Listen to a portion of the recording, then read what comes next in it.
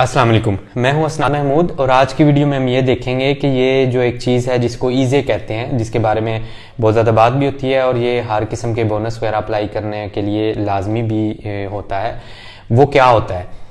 Basically EJ जो होता है ये एक इम्स की तरफ से और हुकूमत की तरफ से बनाया गया एक समझे कि सर्टिफिकेट है, जिसको इसलिए बनाया गया है कि हर फैमिली को मद्देनज़र रखते हुए हर फैमिली के बंदों का हिसाब, उनमें कितने बंदे काम कर रहे हैं, उनके अकाउंट्स में कितने पैसे हैं और उनके क्या अखराजात वगैरह हैं, इन सारों को मद्देनज़र रखते हुए आखिर में आपको हुकूमत एक नंबर देती है, यानी कि आपको बताती है कि आपकी जो सिचुएशन है वो इतने हज़ार या इतने यूरो पर मुश्तमिल है।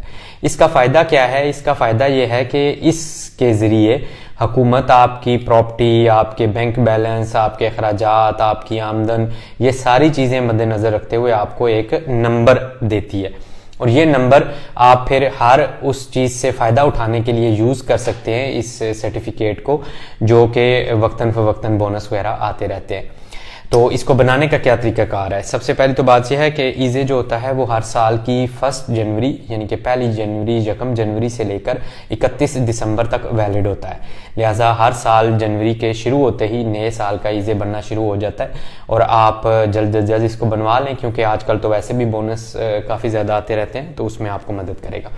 कौन कौन से कागजात चाहिए इसके लिए? जिस बंदे ने बनवाना है ईज़े, उसका कार्ता दी इडेंटिता और कोडिce फिस्काले चाहिए। उसके स्तातो दी फैमिलिया पे जितने बंदे मौजूद हैं उन सब का कोडिce फिस्काले चाहिए। इसके अलावा जितने स्तातो दी फैमिलिया पर मौजूद लोग हैं उनका और उस बंदे का खुद अगर कोई बैंक अकाउंट 2019 में चल रहा था तो उसका जचेंसा मेदिया और साल्दो चाहिए। अगर घर किराए का है तो उसका कॉन्ट्रैक्ट चाहिए उस रजबूते के साथ जिसके साथ आपने उसको रजिस्टर करवाया है, और अगर अपना घर है तो उसकी रजिस्ट्री चाहिए और मूतुओं का डॉक्यूमेंट चाहिए, और मूतुओं की भी रसीदो मूतुओं का जो आपने लेटर बनवाना है वो भी 31/12/2019 का होना चाहिए। इसके अलावा आपके खुद चाहिए 2019 की जो आपकी आमदन है उसको साबित करने वाले, यानी कि 2020 वाला खुद या मदलोनी को। इसके अलावा आपका गाड़ी का तारगा और आपकी अगर कोई और प्रॉपर्टी वगैरह है, घर हैं या इस तरह की जितनी भी आपकी चीज़ें हैं, या कोई बच्चा अगर यूनिवर्सिटी पढ़ रहा है तो आपने पहले से बताना है कि ये बच्चा यूनिवर्सिटी पढ़ रहा है, या कोई स्टूडेंट्स वगैरह हैं तो। इसके अलावा आपने कहाँ कहाँ पर उसको इस्तेमाल करना है ये भी आपने बताना होता है। ये मेन डॉक्यूमेंट्स हैं। इसके अलावा हर बंदे की सिचुएशन के हिसाब से कुछ डॉक्यूमेंट्स मुख्तलिफ हो सकते हैं। अच्छा, एक और चीज़ जो अक्सर इसके बारे में पूछी जाती है वो ये है कि क्या जो बंदा जिसकी इधर फैमिली नहीं है वो भी ईज़े बनवा सकता है? जी, वो भी ईज़े बनवा सकता है। ईज़े हर कोई बनवा सकता है, सिर्फ शर्त ये है कि उसको ये तमाम डॉक्यूमेंट फराहम करने होंगे उन सब बंदों के जो उसके साथ रेजिडेंसा जिनका चल रहा है या जो स्तातो दी फैमिलिया पे मौजूद है। अगर आपका और किसी और का स्तातो दी फैमिलिया अलग अलग है तो आपको उसके डॉक्यूमेंट्स नहीं चाहिए।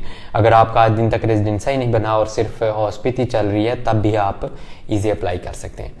इसके अलावा अगर आपने ईज़े अप्लाई करना हो या कोई इन्फॉर्मेशन इसके बारे में लेनी हो तो आप हमें मंगल से लेकर इतवार तक दिन 12:30 बजे से लेकर 1:30 बजे तक कॉल कर सकते हैं और अपने बारे में इंफॉर्मेशन ले सकते हैं। और अगर आप हमारे ऑफिस से कहीं दूर रहते हैं तो आप ईमेल के थ्रू भी हमें सारे डॉक्यूमेंट भेज के अपना ईज़े अप्लाई करवा सकते हैं। इसके साथ ही आपका बहुत बहुत शुक्रिया, और अगली वीडियो में हम ये देखेंगे कि जो रिसेंटली बोनस वगैरह आए हैं वो क्या हैं, इंशाल्लाह कौन कौन अप्लाई कर सकता है, उसकी क्या शराइत हैं। अपना बहुत ज़्यादा ख्याल रखिएगा। अल्लाह हाफिज़। अस्सलाम वालेकुम।